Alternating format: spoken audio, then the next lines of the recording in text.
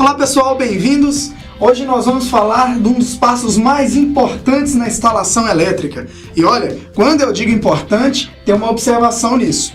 A maioria dos eletricistas hoje no mercado não entendem sobre leitura de projetos elétricos. Eles não sabem. Então tem muita gente que se diz eletricista, faz o serviço, sabe executar muito na prática, mas se entregar um projeto ele não sabe executar. Então, como é importante esse assunto? E nós estamos aqui hoje para começar as nossas aulas de análise de projeto elétrico. Olha que importante, olha lá, o título é Análise e Execução de Projeto Elétrico. E a aula de hoje, a gente vai falar um pouquinho de simbologias. Para isso, para falar sobre simbologias, a gente precisa entender um pouquinho de uma norma. Essa norma ela é da ABNT, Associação Brasileira de Normas Técnicas, a NBR 5444. Essa norma ela é de 1989 e ela regulamenta a simbologia utilizada em instalações elétricas. Olha como é que essa norma traz para a gente esse conteúdo aí. A NBR 5444, ela diz para a gente o seguinte: 4 figuras geométricas são responsáveis para entender tudo que precisa num projeto elétrico. Olha como é que é simples, 4 figuras só. Então não tem dificuldade, olha comigo. A gente precisa de entender sobre as 4 figuras. A primeira, o traço. A segunda, o círculo. A terceira, o triângulo equilátero. E a quarta, o quadrado. Então, a partir do momento que nós temos essas 4 figuras presentes no projeto, a gente consegue entender todos os componentes. Vamos comigo entender um pouquinho mais sobre cada um detalhadamente. Olha, o que é o traço? O traço ele representa nada mais, nada menos do que o eletroduto. Mas como assim eletroduto? O duto onde vai passar os cabos, os dutos de distribuição. Eles podem ser os eletrodutos, eles podem ser os conduítes, eles podem ser os conduletes. Uma canaleta também pode ser um duto. Então a gente tem que utilizar o traço para duto de distribuição. O detalhe do traço é o seguinte: ele pode ser contínuo ou pode ser da forma pontilhada. Qual que é a diferença? Quando nós temos um traço da forma contínua, esse traço ele representa um duto embutido no teto ou na parede. Também pode representar um duto sobrepor, mas isso vai estar na legenda do projeto. E quando o duto ele é pontilhado, ele está representando que esse duto está passando subterrâneo, ou seja, está passando no chão, está passando no solo. Então é importante você saber a diferença de uma linha, ou seja, de um traço que é contínuo para um traço pontilhado. Um é para ser no teto e na parede e o outro no solo, tá bom? Uma curiosidade do duto de distribuição é que nós temos os diâmetros dos dutos. Quais são os diâmetros? O diâmetro pode ser dado em polegada e pode ser dado em milímetro também. Só que é mais simples a gente falar um pouquinho em milímetros. Por exemplo, quando você vê um duto desse e vê uma bolinha com um risco e uma numeração, por exemplo, 25 milímetros, está falando que esse duto ele é de 25 milímetros ou 3/4 polegadas. Na nossa apostila tem uma tabelinha aí fazendo as conversões de milímetros para polegadas. Aí você escolhe qual que você vai querer trabalhar, beleza? Ok, já que a gente falou sobre o traço, o nosso segundo elemento, a nossa segunda figura geométrica é o círculo. O que o círculo representa para a gente em projetos elétricos? O círculo ele representa 3 pontos básicos. Quais são eles? Ponto de luz, um interruptor e também o ponto no teto. Então, quando nós temos um círculo, a gente está representando algumas dessas. Agora, tem uma diferencinha que a gente precisa de saber. Quando o círculo ele é maior e ele está no meio de um cômodo, numa planta de instalação, a gente tem um ponto de luz. E se ele tem um risco só, ele é uma luz sobrepor, ou seja, é onde fica para fora da parede. Vamos pensar numa laje, por exemplo. Tem uma laje, tem a caixinha onde põe a lâmpada. Todo mundo conhece aquele plafond, aquele branquinho. Então ali é um ponto sobrepor, ou seja, ele está aparente, ele está fora do teto, tá bom? Quando a gente vê 2 círculos, um dentro do outro, a gente pode saber que é uma luz embutida, ou seja, um ponto de luz no teto que está embutido. Então, por exemplo, um forro de gesso, a gente consegue embutir uma luminária. Então tem que ter o rebaixamento e a gente consegue ter esse ponto de iluminação também, tá bom? Agora, como a gente não falou que o círculo serve para ponto de luz, ele também serve para interruptor. Isso é uma outra curiosidade que a gente tem. Só que tem uma diferença. O ponto de luz nos projetos elétricos estarão sempre representados por um círculo maior. E quando é para interruptor, o círculo é menor. Então aqui nós temos um modelo de interruptor, olha. Você pode perceber que ele está simbolizando que ele está preso à parede e um círculo. Ah, tem uma diferença aqui, olha. Tá vendo que o interruptor simples, ele está vazado e o interruptor paralelo ele está todo preenchido, é isso que identifica o interruptor.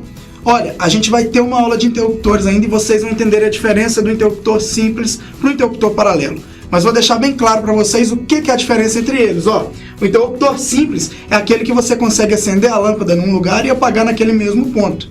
Já o interruptor paralelo é o conhecido também como trio-E, aquele que você acende num ponto e apaga no outro, ou vice-versa. Então, esse é um interruptor paralelo. E o círculo também representa. Lembrando que os interruptores são sempre representados por círculos menores do que o sistema de iluminação, os pontos de luz no teto, tá bom? Uma observação é que os pontos no teto também, seja de som, seja um ponto até de tomada mesmo, para um data show, para algum equipamento que tenha que ser preso ao teto, eles também vêm representados por círculos. Só que esses desenhos têm que ser acionado a legenda do projeto para você saber exatamente qual componente é aquele que está sendo representado ali, ok? Então, galera, chegamos no nosso terceiro ponto da simbologia, nossa terceira figura geométrica. Qual que é ela? É o triângulo equilátero. O triângulo equilátero, ele é o seguinte, ele quer representar pra gente as tomadas, sejam tomadas de uso geral ou sejam tomadas específicas. Até mesmo, por exemplo, um ponto de chuveiro é representado por essas tomadas. Aí tem uma ligeira diferença que a gente precisa entender. Olha, a tomada baixa, por exemplo, é uma tomada que ela fica a 30 centímetros do chão. Essa é aquela tomada que a gente encontra baixinha ali perto do guarda-roupa, nas paredes. Essa tomada, ela é representada na simbologia pelo um símbolo, ou seja, ele é um triângulo equilátero vazado. Ele é todo vazado, dentro dele não tem cor nenhuma. Essa tomada ela está a 30 centímetros. A tomada média, ela é uma tomada daquela que fica próxima ao interruptor, por exemplo, a altura do interruptor. Então essa tomada ela fica a 1,30 m do chão. Essa tomada, ela é vazada na metade e colorida na metade, e ela é conhecida como tomada média, tá bom? E as tomadas altas, elas são aquelas destinadas a equipamentos específicos. Por exemplo, o chuveiro, ele é uma tomada alta, ele tem que ficar a, no mínimo, 200 centímetros de altura, ou seja, tem que estar a 2 metros. Um ar-condicionado também, que você tem que dimensionar um ponto, você vai achar para uma tomada específica. Essa simbologia também é um triângulo equilátero e ela é toda colorida, então ele não é nada vazado, ela é preenchida. Essas são as diferenças de tomada. Lembrando mais uma vez que qualquer tomada que não tenha essa padronização tem que ser consultada a legenda do projeto para entender qual componente que é esse, tá ok? E para a gente finalizar, é bom dizer que, como eu disse para os interruptores, essa ponta aqui representa que é uma parede, então essa tomada ela está embutida na parede, ela tem que estar fixada à parede, tá bom?